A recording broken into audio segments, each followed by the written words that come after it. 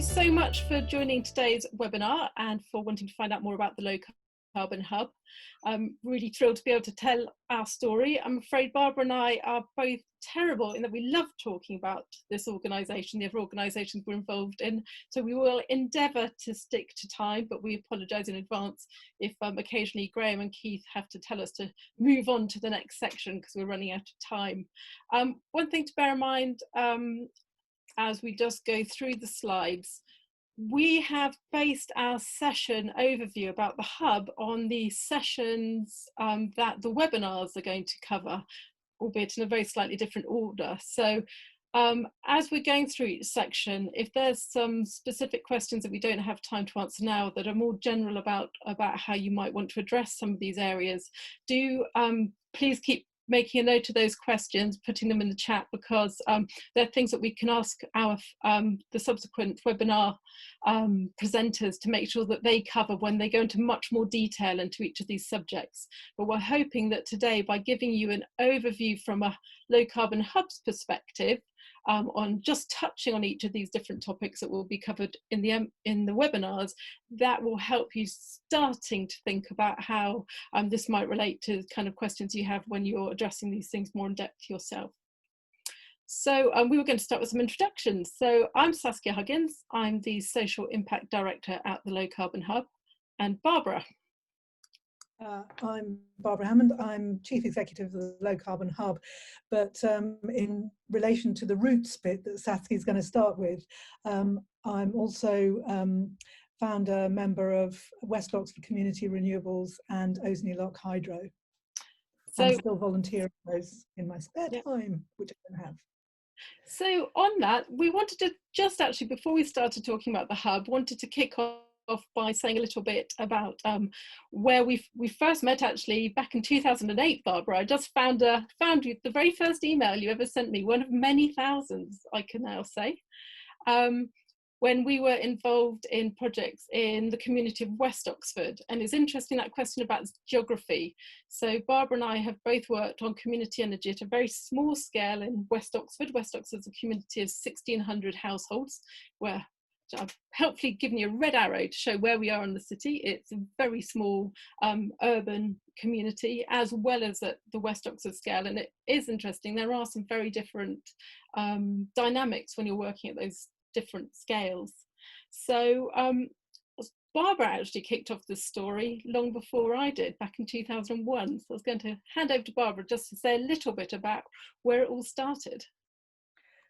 Blimey. So you'll probably notice that that red arrow is pointing at a bit of Oxford, which has quite a lot of blue running through it in little sort of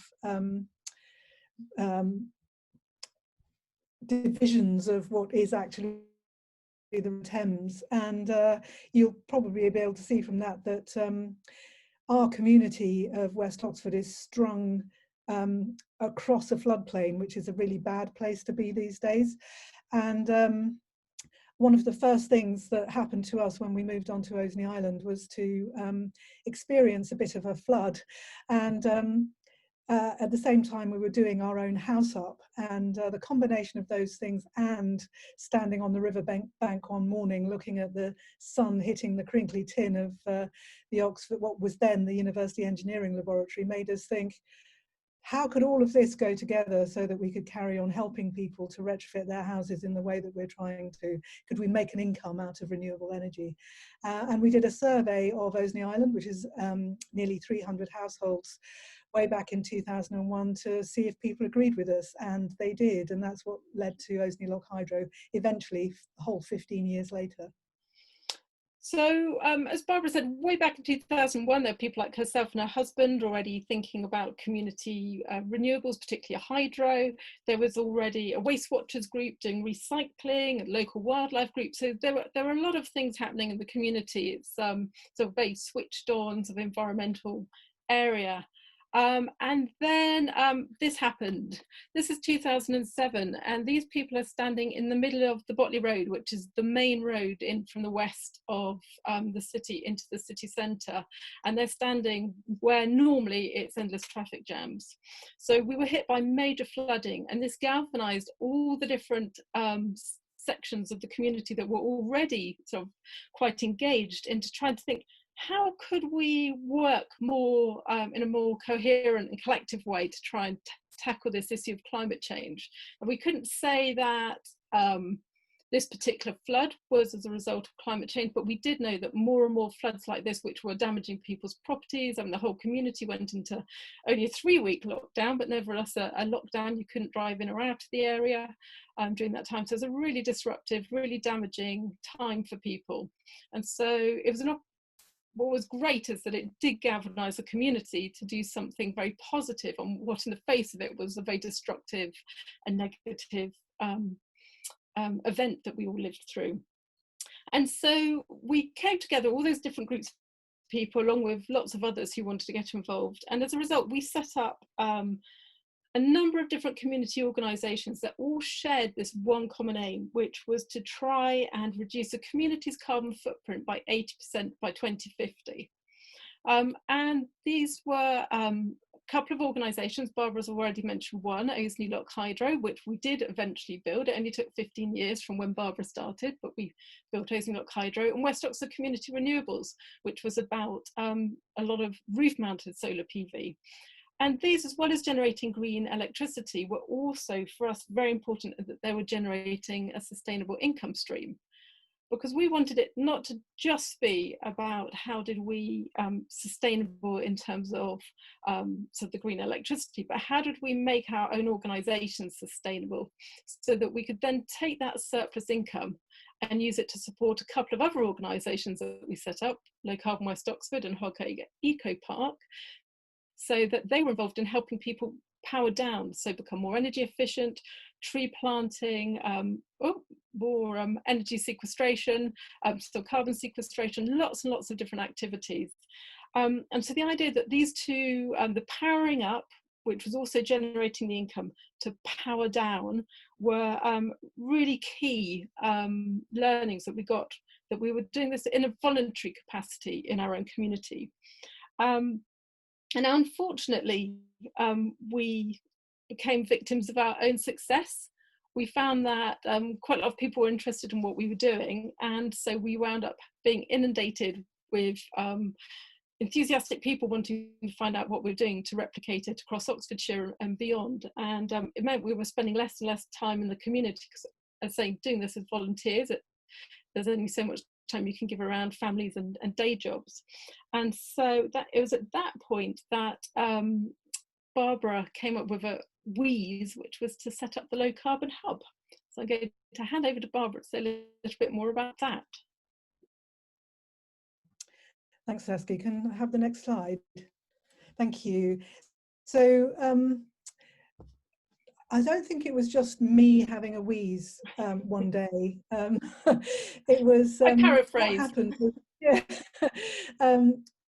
The key thing about the transition that we made from working in West Oxford to working across Oxfordshire was that Oxford City Council had noticed what we were doing and thought it was really interesting, and rang up one day towards the end of 2010 to say they had access to some funding that was called local carbon frameworks at that point, but they weren't entirely sure what they could propose to get that funding.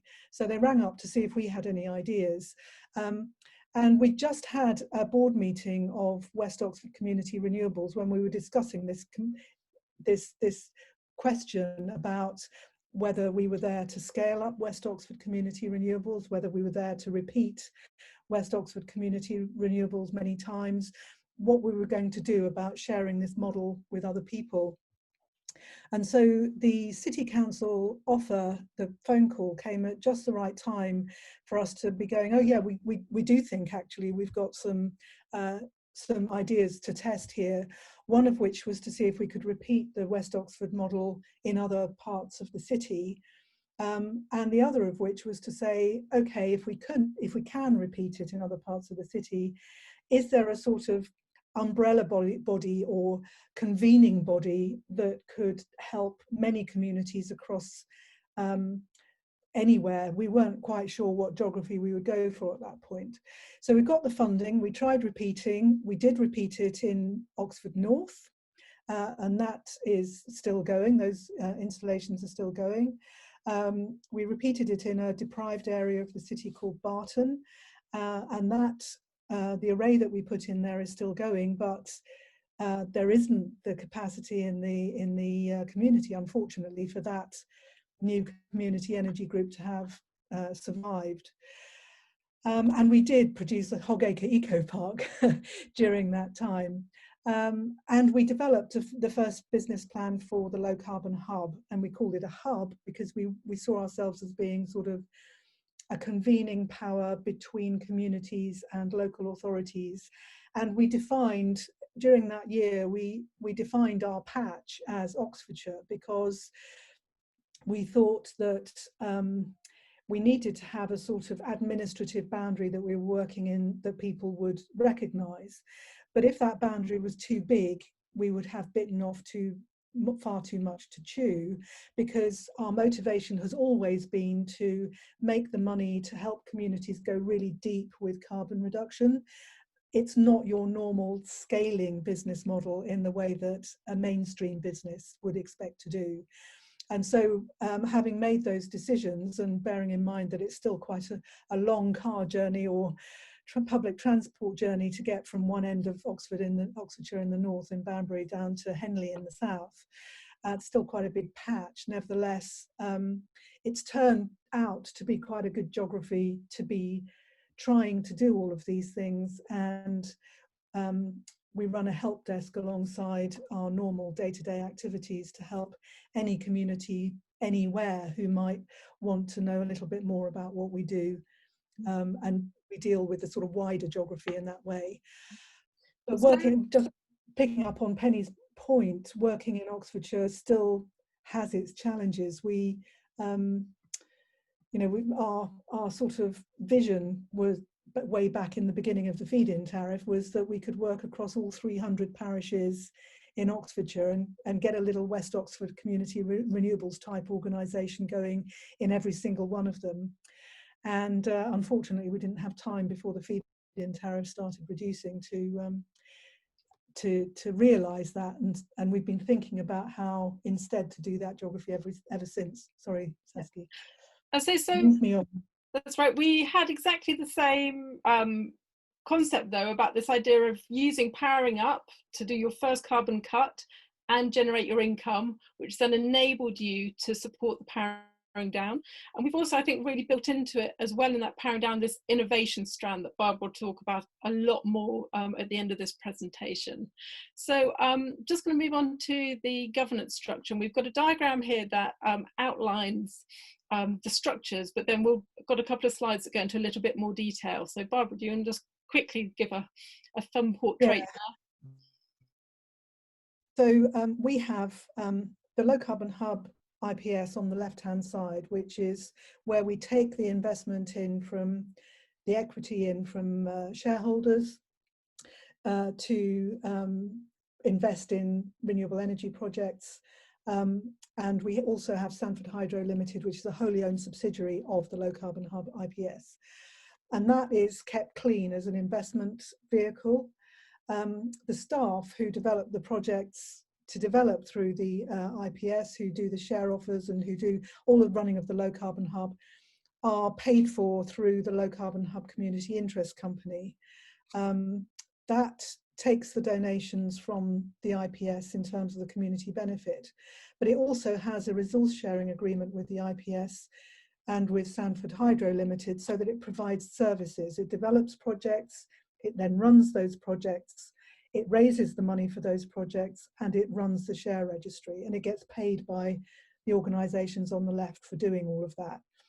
And together, the community benefit surpluses and those services form a core for the hub that allow us to do things with communities across Oxfordshire.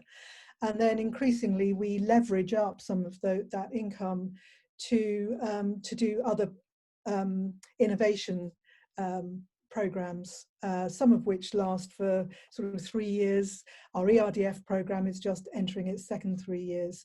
So we're all about leveraging up the money that comes into the Low Carbon Hub to make the best impact across Oxfordshire, we hope.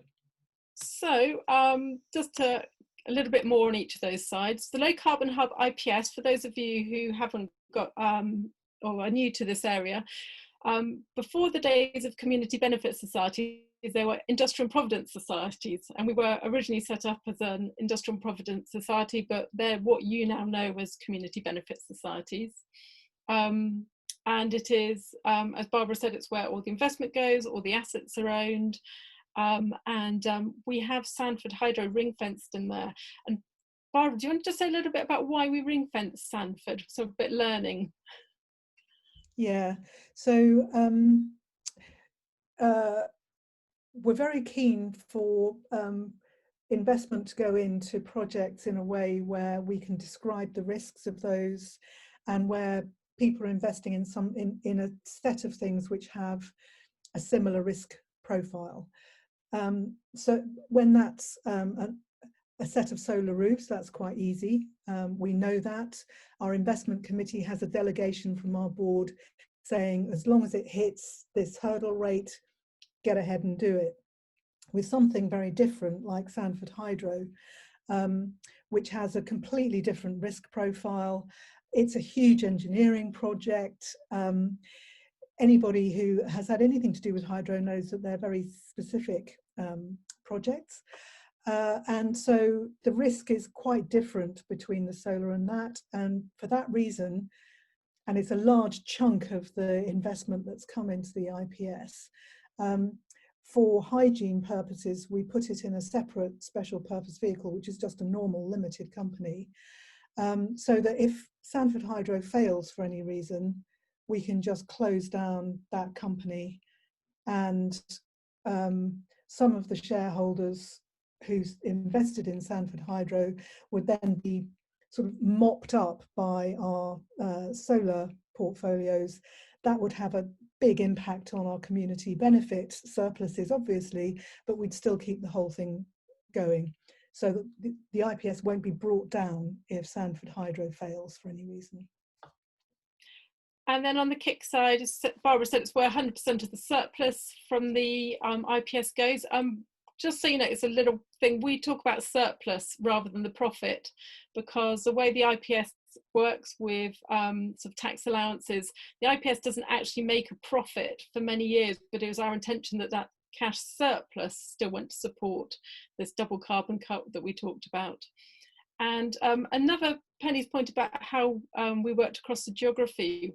One thing we have done is Oxfordshire is very fortunate that it has really rich ecosystem of volunteer low carbon groups across the county, and 26 of those community groups actually own a piece of the low carbon kick. And so a lot of the work that we do is built out of their grassroots interests and concerns, and they really help us as well with things like our share raises. So that helps us. We're using that network of community groups, first of all, so that we can support them, but they're also supporting us. And part of that is us giving them loans. And as Barbara mentioned, the community benefit is just the start of it. We'll talk a bit more about how we leverage other support from that. So just want to touch, last part in governance was about boards. Yeah, do you want to talk about how the boards are structured? Yeah, that'd be great. Thanks, Saskia. So this is our full set of board members. It's a board that is a joint board between the KIC and the IPS. So that we're governing the whole structure as a group rather than as individual entities. And that's really important to us to keep everything aligned. And the way that we keep that, the way that we make sure that we can make decisions just if there's any conflict, is we have one independent director on each board that isn't also a member of the other board.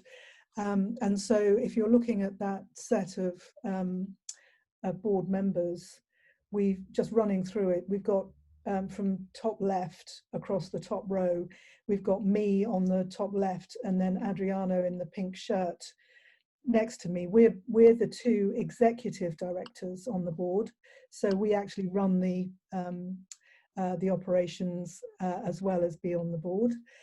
The next one on to the right is Tim Sadler, who is our chair, but he's also an executive director at Oxford City Council. So we're keeping our partners involved in what we do. And then on the right, on the top row, is Luke Marion, who is the financial and commercial director of Oxford Bus Company, where we put our first array, solar array, as the low carbon hub. So again, we're keeping our partners very close, as well as making sure that we have the right set of skills across the board. Then going down onto the bottom row, bottom right, Sue Halliwell is Strategy Director at Oxfordshire County Council, and she is our independent board member on the Community Interest Company. So she signs contracts for the KIC between the two organisations, and would take the vote if we had a conflict of interest. Moving to the left, we have Nina Alfie, who is on the board of West Mill Solar, and was elected as our communities director. So our community members elect a new director to represent them every 2 years. And Nina's coming to the end of her term, unfortunately. She's been absolutely marvellous. I really hope we get someone as good next time. Moving to the left, some of you might recognise Tom Hoynes, who we first knew when he was at Opus Energy, then went to Co-op Energy, and has now come back to be MD of the joint venture between Co-op and Octopus, and sits on our board as the person with commercial and marketing experience. And then last but by no means least is Steve Drummond on the bottom left, who is our independent for the IPS. He chairs our investment committee, and he has a whole career's experience of developing energy projects, financing energy projects, and doing carbon trading. So he brings a really sharp commercial focus to what we do through the IPS. We've been asked, and we're going to have to almost finish this section, but we've been asked what's the difference between an IPS and a KIC, Barbara? A KIC is governed by Companies House and is based on, well, it is a normal limited company with the normal sort of memorandum and articles that you would expect to find for a limited company, but it has community interest articles written in to make it work as to make most of the profit, and it would be a profit, go to anybody who would to our communities, and it limits how much profit you can give back to shareholders. The IPS, the Community Benefit Society, is regulated by the Financial Conduct Authority. You look up all of our accounts and everything on the mutuals register in the FCA. And the big difference between them is that the community benefit corporate structure means that the investment that shareholders make in us is they get a share certificate, but the shares never increase in value. They always have the same face value as you write onto the original share certificate, and they're only therefore paid back at that value, and the money that they invest is treated as if it were a long-term loan, and the payments, the returns that they get are interest payments. They're not dividends, so they're actually an operational expense for us. And that means that any surpluses we make are owned by the community. They have to be spent on community benefit. We actually expense our community benefit donations, and that means that we can run the whole thing very efficiently, because we run it to be cash surplus all the time, but it actually makes an accounting loss, because we treat all of our assets as wasting assets, and therefore the depreciation shown on the accounts is a figure. We don't keep money in the bank for that depreciation amount, and so all of our projects net out at naught at the very end. And just to say, an Industrial Provident Society, or now Community Benefit Society, is a great vehicle for raising share capital in, because you have a much lighter touch financial regulations system around when you want to run something like a shares raise than a normal company. And also it's this asset lock. The fact that both the assets and the profits are locked for the benefit of the community was really important to us. The other thing about community benefit societies, just to make the point now, is that because they are exempt from the 2005 financial regulations, it's much cheaper to put a share offer out, but it has to be called a share offer. It's not a prospectus, and we have to be very clear that anyone who invests in us should only invest the money that they can afford to lose, because there's no ombudsman, there's no protection against the loss of that money if we don't manage it well. I just had a question from somebody about whether there are any financials. If you want to look on our website, we post our accounts for each organisation there every year. So just to finish off, when you guys are thinking about your governance, a few things that just to flag up, I asked some community energy practitioners what kind of things they wish they'd known when they started out. And a resounding point was that you're running a business. It's not to view running a community business like this as a hobby. It really is, you're running a multi-million-pound business. So thinking about the skill sets that your board have, and also really importantly, right from the beginning, thinking about succession planning. People will eventually want to move on, and so how are you building up your bigger pool of people to eventually join your board? Right, we're already way behind schedule, so let's crack on.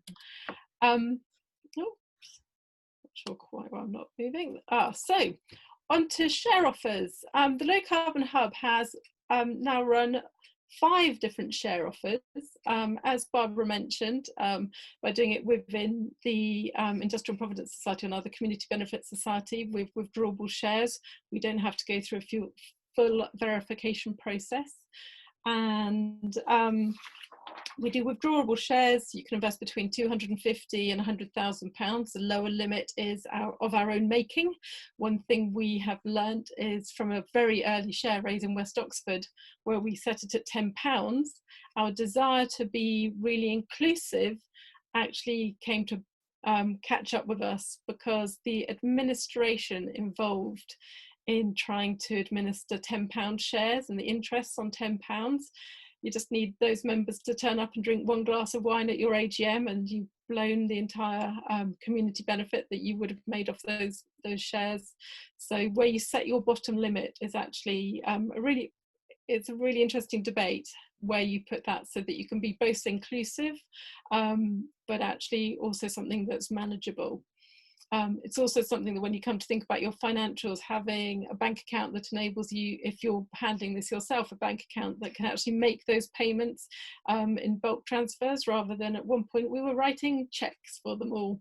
So yes, little thing to learn there, which we learnt the hard way.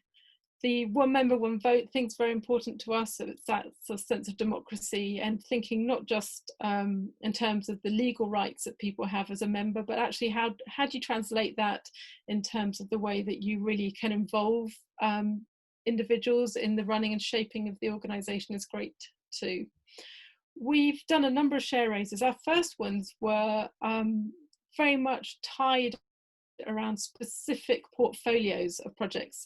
So most of ours we've got the hydro, but most of our projects are actually portfolios of rooftop solar, not ground mounted. And so we bundled them up into portfolios, and then people were investing with their investment linked to the performance of that particular portfolio, which was great because it gives people sort of tangibility around the project.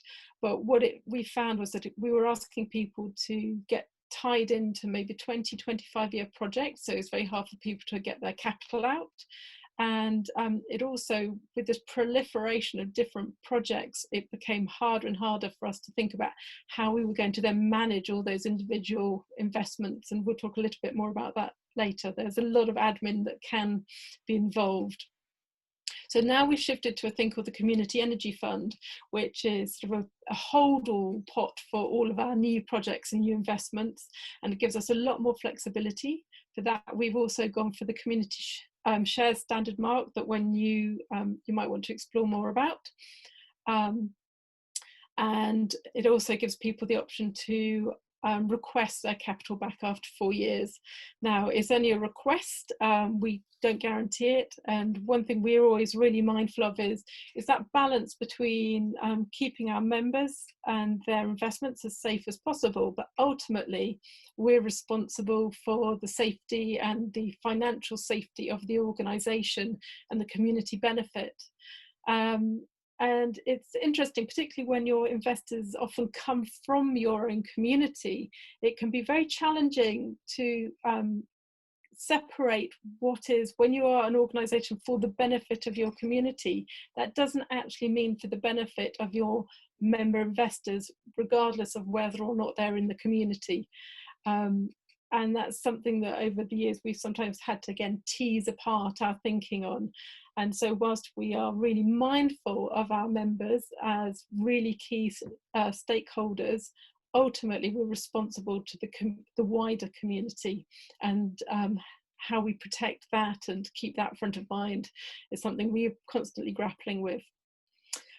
The share offer documents, when you come to raise the funds, are really strange documents. They are a really funny mix of the financial, the legal, all that technical detail that you need to put so that people can make really astute and transparent and well-informed investment. But at the same time, it's also a marketing document. And that's been, if you look at different people's, and do have a look at lots of different organisations and the way that they've approached this, finding the balance between something that's a compelling, motivating case that is also really crystal clear is the challenge, and something all of our share offer documents are available on our website. They are, we're learning all the time. We keep improving. We keep finding things that are ways we can improve them. Hey, Barbara. I just thought we'd mention one of our really low points, which relates to the black share offer document, second from the left. We managed to phrase something in that about when people would get their first share payment that turned out to be really, really confusing. And it had been through, well, I don't know, about 5 stages of proofreading, hadn't it, Saskya? We tried our absolute best, but we ended up with this phrase that when we read it back, we thought, oh, no wonder people are confused. And we learned a big lesson from that. It was 99% of the people who invested in that offer were fine with it, but there were 1 or 2 people who really, really weren't.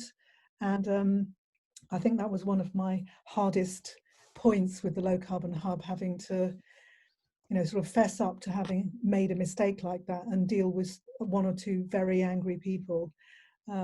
It's not something that I want to repeat, and it's meant that standardizing that document and being really tough with ourselves about getting those key bits right is something that we put a lot of attention on, and really try to get the right people proofreading so that we don't miss anything like that again. Yeah.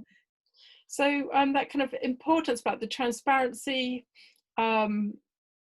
accuracy, but also this thinking about what motivates people. And so a lot of what we put in the share offer is making sure that although we make the financial offer really clear, we want to encourage people to invest for reasons other than thinking that they're going to make money from this. So we really focus on the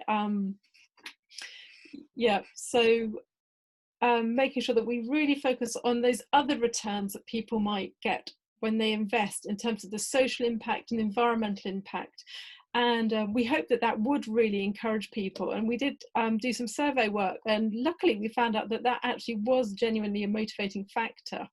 So yeah, Andrew's just made a very good point that reading something out, a public read through of a document in front of an audience finds all the glitches. I think, yeah, that's a really great idea. Somewhere that you yeah. So I wanted to just share the results of a survey from a share offer that we did in our with our volunteer hats on, which was when we raised funds for Oseney Lock Hydro. And we wanted to know why it was that people had invested in us. This was at a quite early stage in the world of community energy, and we weren't sure quite why people, in fact, we were gobsmacked that people had entrusted quite so much money with us. And so we asked them on a scale of 1 to 5 to explain why it was. And we were offering a 4% return. There was tax relief at that point, which sadly is no longer available. You see that, you know, those were kind of nice to haves. But actually the most motivating things were around just supporting renewable energy, about this double carbon cut. We were talking about the fact that the income then went on, was used to do more environmental projects, the fact that it was community run. And I think there was also a real heart project that you get with hydro, the fact that it was there, going to happen on the doorstep, and a huge number of the investors there, in fact 40%, come from within a mile of the hydro. And so, yes, you've got to get the financial return right so that people would say, well, why wouldn't I? But it's actually the other things that prove much more motivating. So let's move on to PR and comms. Saskia, can I just double check? Are you getting my time warnings? You are, great, that's fine. Thank you very much. But yes, sorry, we're being rubbish. We're trying to speed up. So following on from that, wanted to just talk a little bit about PR and communications. And for us, a really critical thing was actually starting, well, who was it that we wanted to communicate with in the first place? In the case of Oseney Lock Hydro, we started collecting names of anyone we had any contact with, just so we can keep them up to date about the project, partly because we were doing something new, which we knew had, you know, mixed reactions within the community. Vast majority of people were very pro, but it was going to involve a big bit of building work right on the, you know, on people's doorsteps. And so we wanted to make sure that anyone who wanted to be kept up to date with the project also had an opportunity to keep hearing. But also by, you know, we're hoping that when we came to launch Share Offer, we would also immediately have a nice warm pool of people, and that really did pay dividends.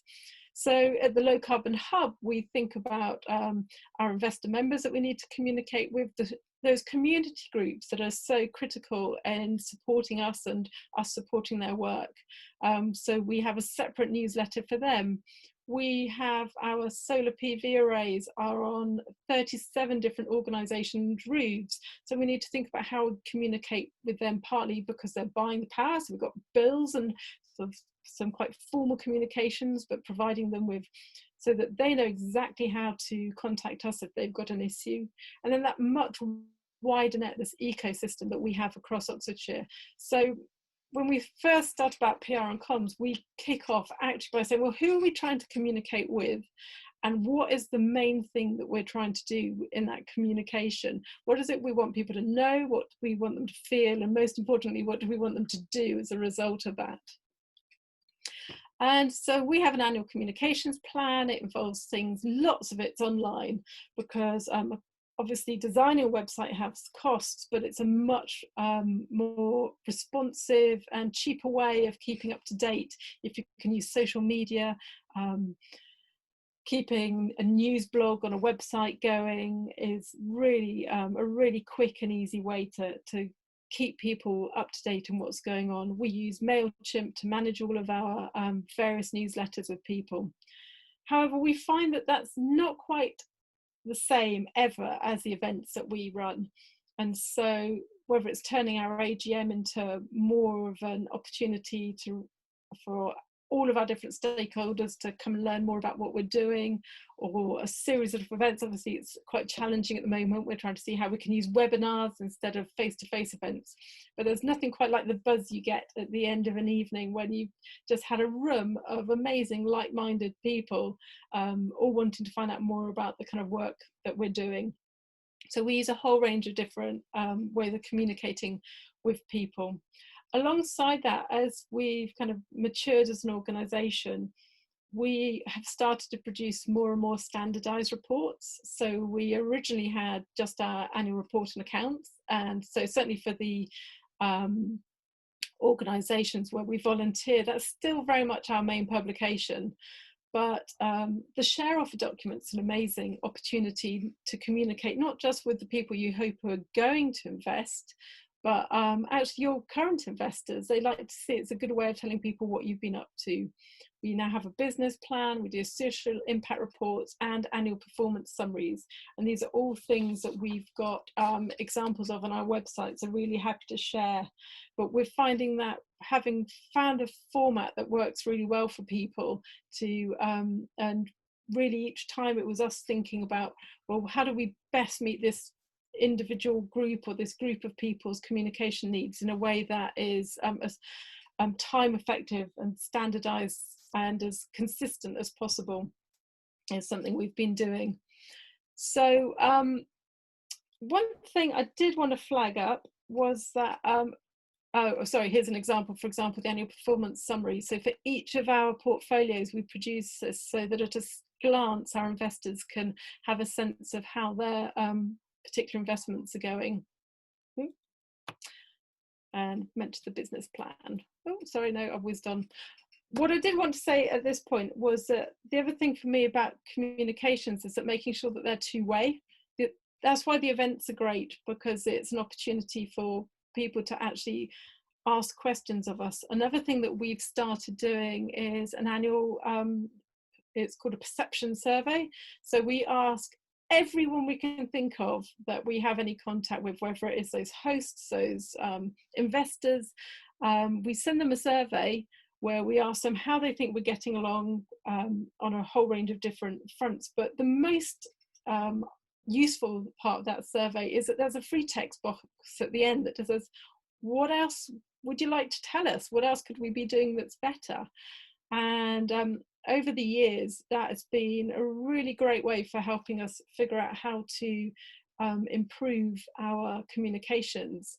And what is interesting is that so often those, how do we improve? It does come down to communication.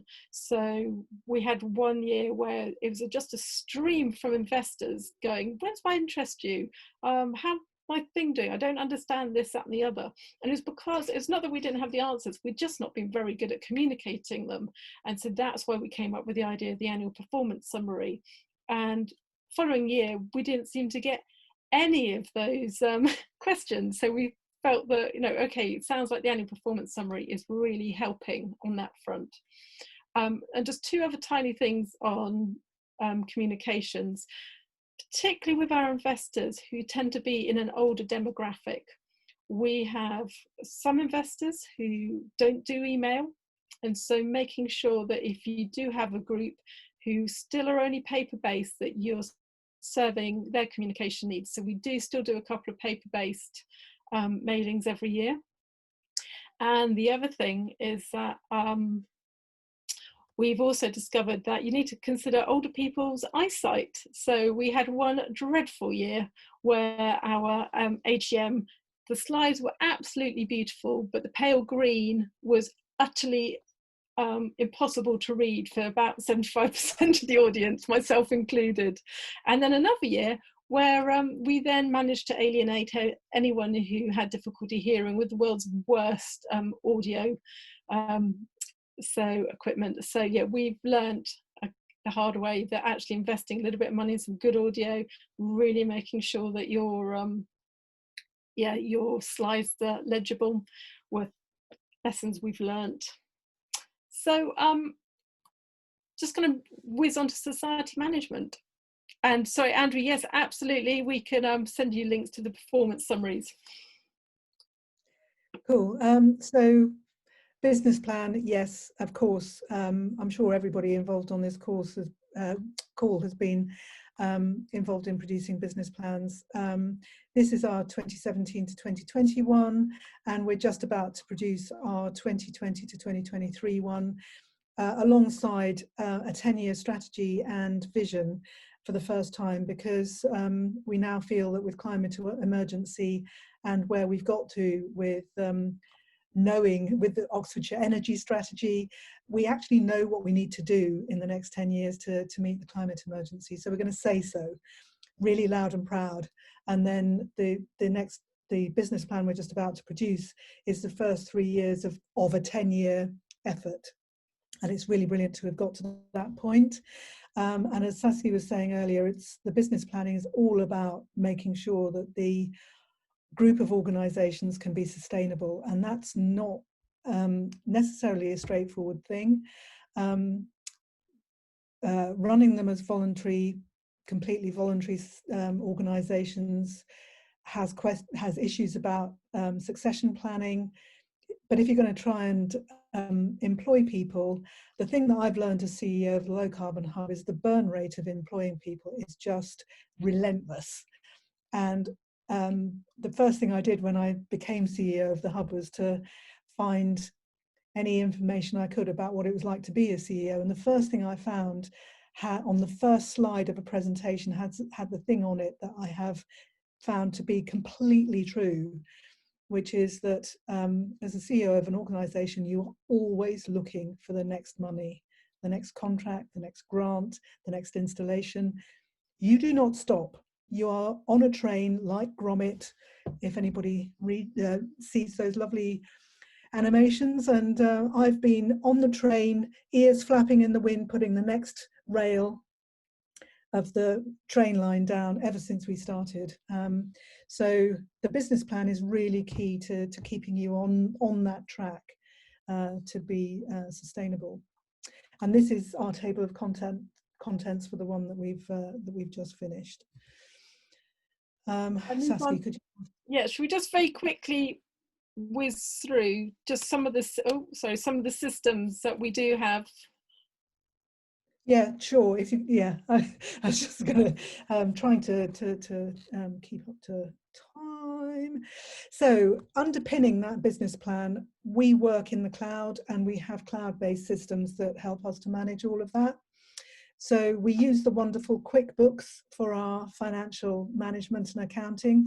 We have a different system for each of the organisations, and we're just in year end at the moment, working out exactly what the P&L and balance sheet are for each organisation. And one of the things that we find is that we have to be really clear about how we set things up so that we can explain to our auditors exactly why money appears on one organisation and not in another, or if income comes into one organisation and is passed through to another, how that's happened.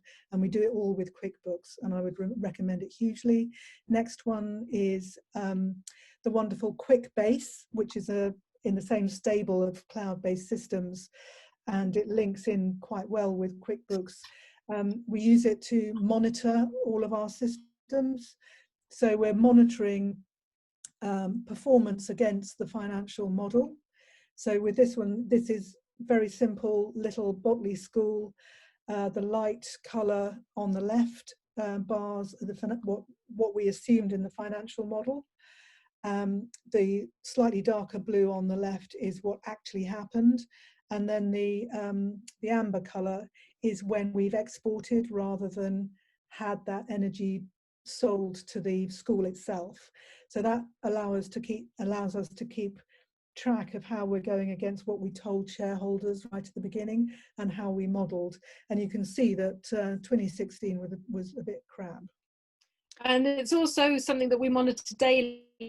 So if there's shading issues, if there are inverter we do that monitoring in-house so that we can get straight on the case and try and fix things. And then we run our share registry through QuickBase as well. And I know a lot of the core projects are working with Bright to do that. We don't do that because we did try doing that through the Registry Trust, and found that when we brought it all back in-house, we had a much closer relationship with our shareholders, and we were much more aware of issues that they had. So what the relationship is with that same system with Bright will be critical to going forward, and I'm sure they'll manage it beautifully. And as I say, do not underestimate the amount of effort it takes. So we have an investor support coordinator whose only task is that. She works part-time for us. And this is what we use to generate the reports to know how much we're going to pay each investor every year as well. But the other thing that we can do is keep track of the whole amount that we've paid them, so we know whether we're on track to meet the promises that we made in the share offer document, and also keep track of how much capital we've repaid and how much we still have left to pay off. So all of those systems that we run in-house, they may be things that the core services may be able to provide for you, and it really is a trade-off. You know, as Barbara says, by running them ourselves we manage to have a much closer handle of things, but it is hugely labor intensive, and particularly if you're doing it as volunteers, it's one of the things that causes, I say, the biggest volunteer burnout is managing these kinds of processes. So yeah, I would say it is a support that to bring in-house only with really your eyes open about what it might entail. So moving on quickly to our next section, which is around social and environmental impact. This is going to be a webinar that I'll be running later in the webinar series, so I won't dwell on this for too much time, but basically for me the social environmental impact, it's just a question of asking, what difference do you want to make? You know, why are you doing this? And using that as our starting point, we created a system that we use for measuring our impact, which is around the 4 Ps. So planet, prosperity, people, and perception. These are, I should stress, only good up to a point. Alongside these are very much things that we count and we measure, but I think alongside these I would always find that case studies, where you can talk about human interest stories, give people the experience of actually visiting projects firsthand, or talking about the difference that they've made to individual people or individual communities, are always really, really powerful. And so it's having that mix of our 4P kind of approach, which is, I say, very much a KPI counting things approach, which is great for tracking progress and for particularly people who like financials, but mixing it with those case studies is really, really important. So when we do our share raises, I mentioned, you know, we obviously want to give people good return. We want to explain why we think that we can give them a decent return, and explain why we feel that we're a good bet financially. But we're also going back to those motivations. People really want to see that social and environmental impact. People invest in us because it's a really tangible way of tackling a global issue like climate change. It gives people agency. But if you're going to give them agency to act, you also then need to give them some results, so that it also helps with that as well. So very quickly to run through them. Our planet measures are about the impact we're having on reducing the warming of the planet. Could be talking about the number of installations we have. People find it really hard to often think in terms of carbon dioxide savings, and of course the weird thing about carbon dioxide as a measure in terms of carbon saved is that actually that's going to decrease over time. Nothing to do with how efficient your panels are, but because as the grid decarbonizes, that's going to go down and down, which is actually a really good thing. So we often talk about the typical number of homes that we might be powering. As I said, when you can put those figures over time, they help to tell a story about a direction of travel. So here, by showing how much the amount of electricity we are generating every year has increased, it's helped give people a sense of the sort of the growing success of our projects over time. People, it's all those different stakeholders. I won't go into a great deal here, but as our number of investors grow up, the number of community groups we're working go up, the number of hosts, and also that ecosystem, all the partners we're working with and the people who are supporting us, whether it's through Facebook or Twitter or newsletters. I say counting the number of people that read your newsletters it helps to give some sense of the scale of your outreach. But again, it doesn't get under the skin of how engaged those people are. And it's always a trade-off about whether or not you're going to spend a huge amount of time trying to really get under the skin of that kind of trade-off, skin of the actual impact you're having, or just having the beginning of a proxy measure. So again, this is time consuming. So it's getting that balance. Oh, sorry. Don't know where that popped in. Prosperity, we talk about not only the amount of community benefit that we're able to donate and how we're doing over what the lifetime anticipated benefits are, but also looking at for things like the amount of electricity. We said we would try and save the host organisations because we sell it at a discount to those hosts who've got our PVs on their roofs, and the amount of interest to investors. Although that's not community benefit, it is still benefiting your local economy. And so that is also something that we like to report on. And then perception. This was the survey I mentioned where we asked people to tell us honestly how they think we're doing. As well as that free text, there are some general things so we can see whether or not people still think we're committed and if they still trust us. Luckily, so far they are.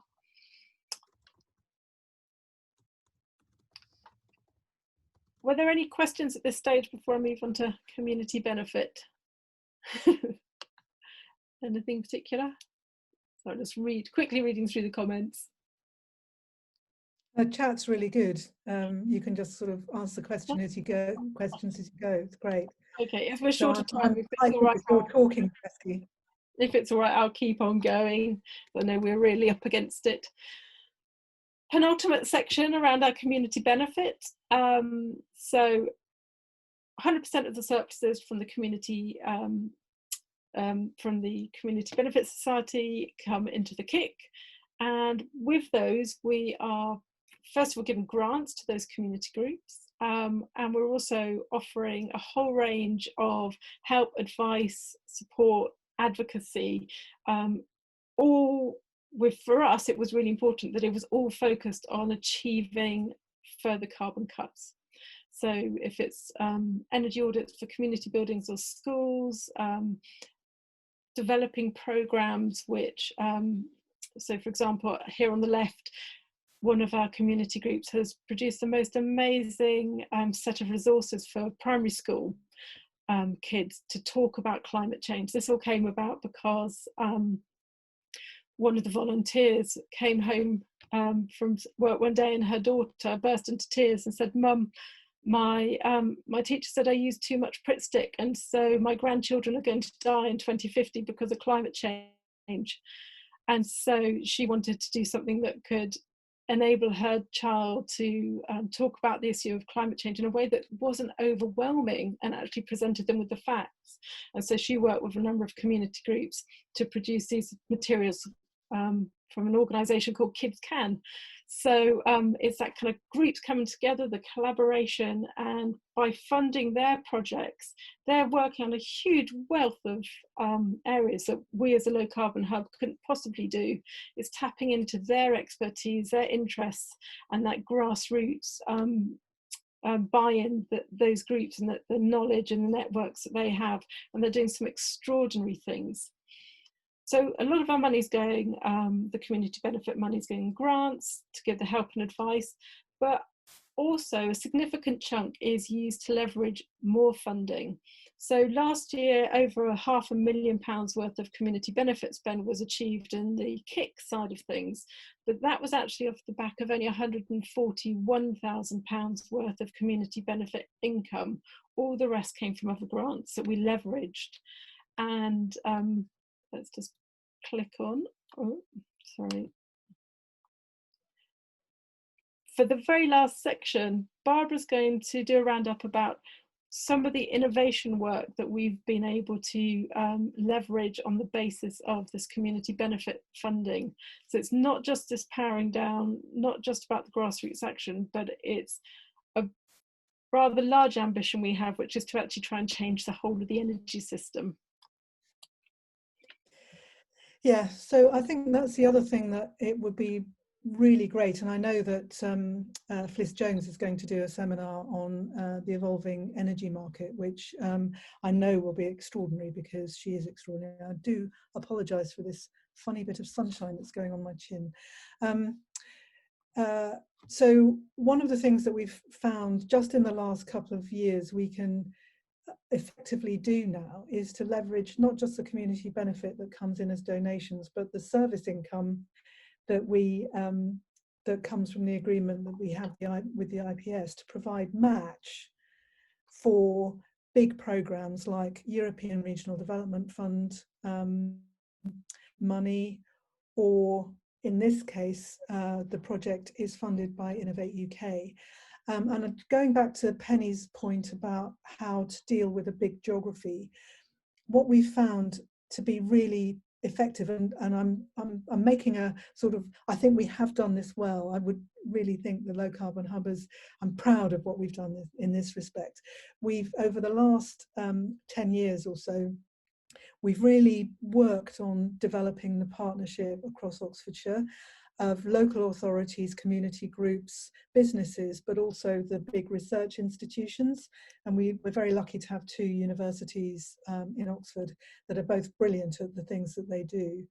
And so we have this ecosystem that's growing sort of deeper. The mulch is getting ever thicker over time. And it's a coalition or an ecosystem of people who want to work together. And so we found a couple of years ago, when the government put out a call for smart energy system projects, it wanted 4 demonstrators out of this programme. We were able to convene one in Oxfordshire called Project Leo, Local Energy Oxfordshire, and we won one of those 4 major bids for £40 million worth of investment in the county. £27 million of that is private sector funding coming in, and £13 million is government funding alongside that. We had three months to put the bid together. We scored top out of the bids that came in because they were just completely dumbfounded at the ability that we had to organise that ecosystem. And I do think that community energy projects, because we're so place-based, because we know our community and our network so well, we are really well placed to make a big impact on that change of the energy system. And so what Local Energy Oxfordshire is trying to do is demonstrate how a smart local energy system would work, which would allow us to go from this, which is Didcot Power Station, as it used to be. If you go past on the train now, you won't see any of those cooling towers. They've all been blown up. So the coal-fired power station is now no longer there. We just have the combined cycle gas turbine. And that's expected to shut down. Was expected by 2020. Not sure what the timing for that is now. But at some point soon, Oxfordshire is going to be without a major centralised fossil fueled power station. What's going to replace that? It's the next slide. We all know that it's going to be very decentralised renewable energy. it's going to be electrification of heat, it's going to be electrification of transport.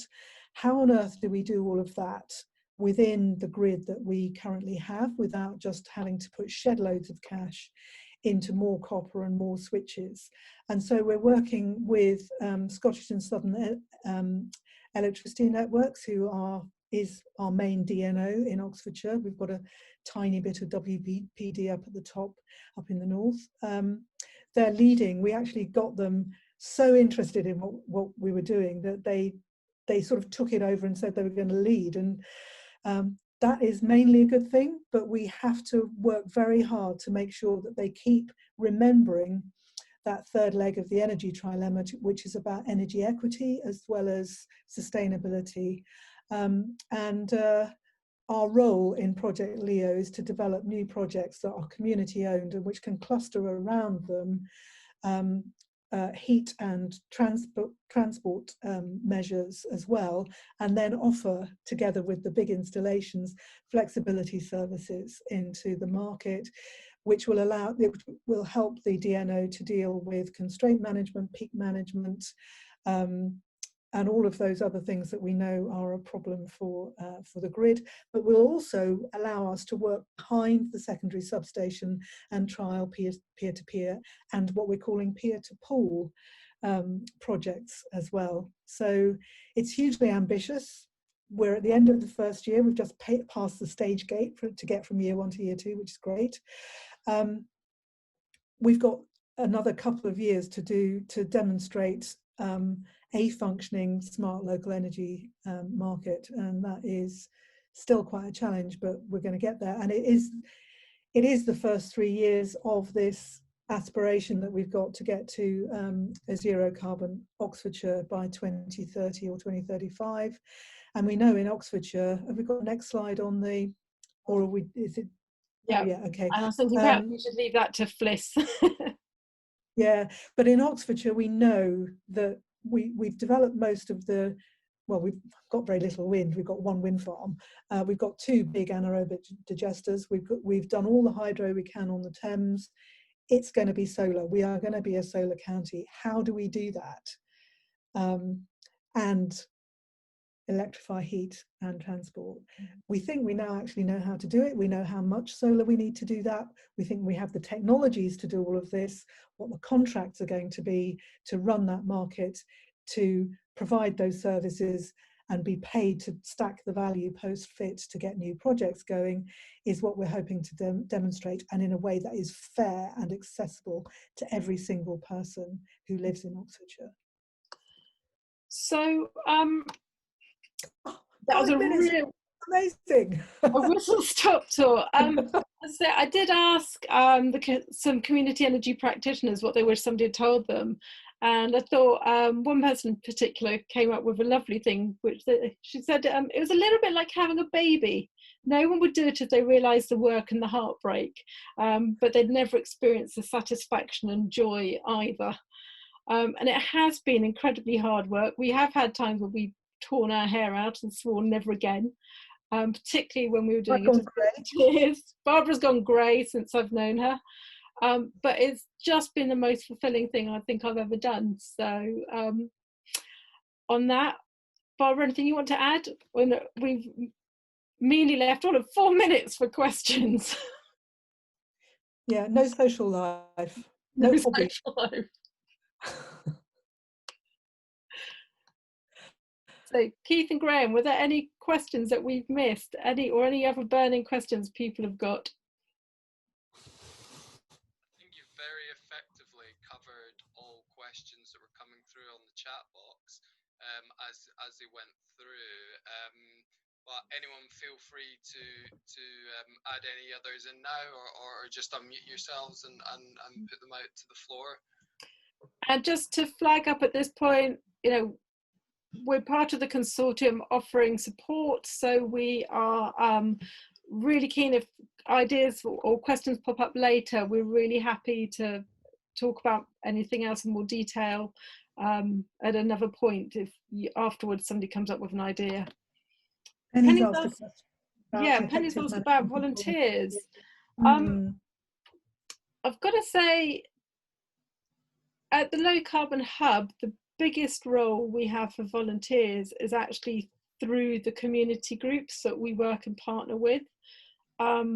We wanted to make sure that the work we did where possible was strengthening those groups rather than and making sure we're meeting their needs, and they are almost all entirely volunteer run.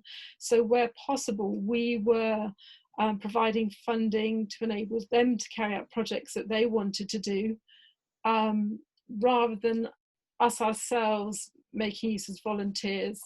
In our volunteer jobs at Ozenlock Hydro in particular, we found that the best use we have for volunteers is where we've got a really specific skill set we need, or a very, if it's ad hoc projects. So every day somebody has to go and clear the trash screen on the hydro, which is volunteer run. And so by making that as rather than saying, would you like to volunteer for us, saying who'd like to clear the trash screen was actually a much more effective way of getting people to come forwards. There's a question, Saskia, about battery storage. Are you investing in battery storage? Barbara.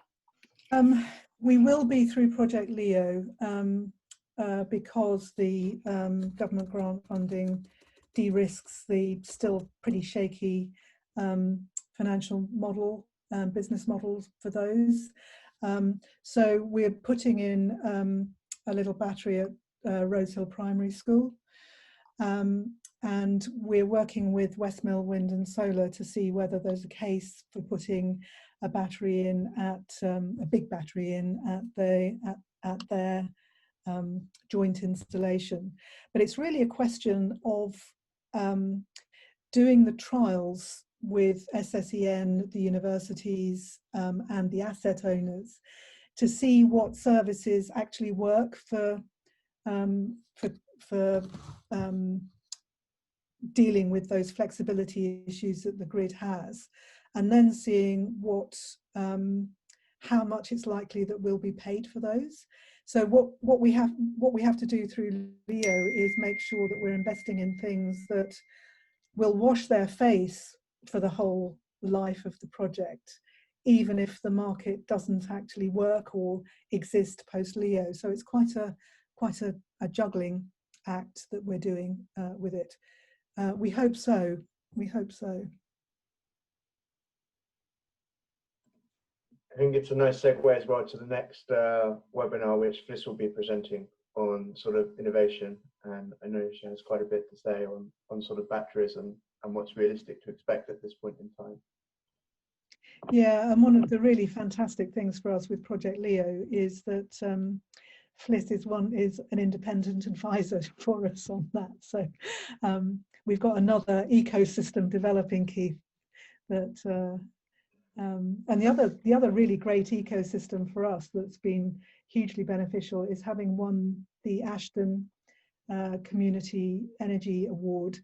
Their network of alumni is just amazing, and we met our other independent advisor Graham Oakes through that, and it's all of these things are just building and building and building those people who know each other and are trying to do the right thing, and it's I find that really inspiring, actually. Actually, I was going to pick up on that point about both volunteers and ecosystems and people's experience. I think we've learned never to underestimate the extraordinary knowledge and expertise that people within your community might have. We keep unearthing energy experts in West Oxford, but it's also people with transferable skills and evident experience that's relevant from other sectors that can also come across.